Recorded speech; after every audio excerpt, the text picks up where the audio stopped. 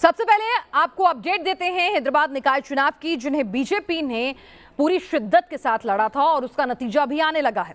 जहां पर ग्रेटर हैदराबाद निकाय चुनाव में एक बड़ा उलटफेर दिख रहा है। पहले शुरुआती रुझानों में बीजेपी आगे थी, लेकिन जैसे जैसे गिनती आगे बढ़ी टीआरएस बढ़नी शुरू हुई। टीआरएस रुझानों में सबसे बड़ी पार्टी बनकर आई है, जो बहुमत के करीब है। रुझानों में 45 सीटों के साथ एआईएमआईएम यानी ओवैसी की पार्टी जो है वो दूसरे नंबर पर है।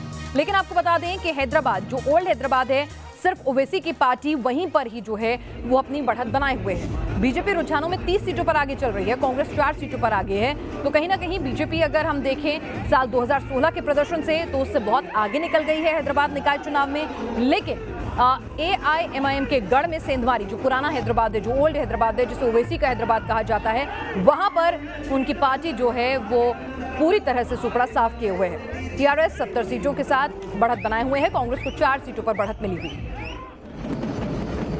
आप देखिए टीआरएस कार्यकर्ताओं में खुशी है और खुशी से वो किस तरह से थिरक रहे हैं। पारंपरिक नृत्य वहां हो रहे हैं और टीआरएस को एक बड़ी जीत जो है यहां मिलती हुई नजर आ रही है। अगर यही जो नतीजे हैं, रुझान है, नतीजों में तब्दील होते हैं। कुल 150 सीटें हैं, टीआरएस 70 पर आगे चल रही है। एआईएमआईएम यानी कि जो सीटें ओल्ड हैदराबाद में आती हैं, उन पर ओवैसी की पार्टी का दबदबा आज भी कायम है।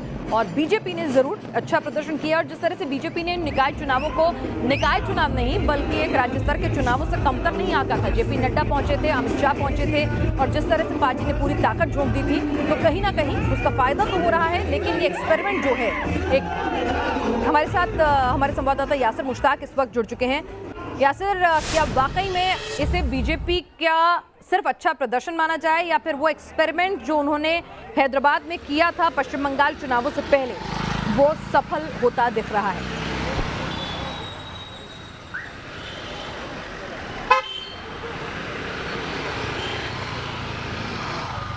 बिल्कुल, देखिए इसको अच्छी जीत भी माना जाएगा, और जो एक्सपेरिमेंट किया था, जो स्ट्रेटजी बनाई गई थी, उससे भी सफल माना जाएगा।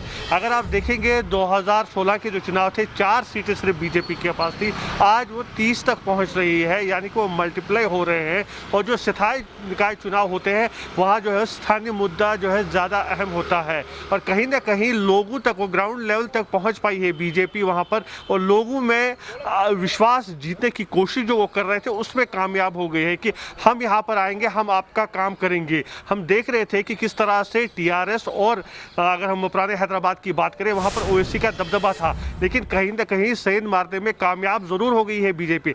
भले ही उनको 70 सीटें नहीं मिली हो, वो मेयर न बना सके, लेकिन जिस तरह उन्हें इस तरह रुझान इस वक्त सामने आ रहे हैं, और जो आंकड़े हम देख रहे हैं, अच्छी जीत मिली है। 30 के करीब भी अगर उन्हें सीटें मिलती हैं, तो इनकी बीजेपी के लिए एक बड़ी जीत है, क्योंकि पहले 4 सीटों से सीधे 30 पर पहुंचना कम नहीं है।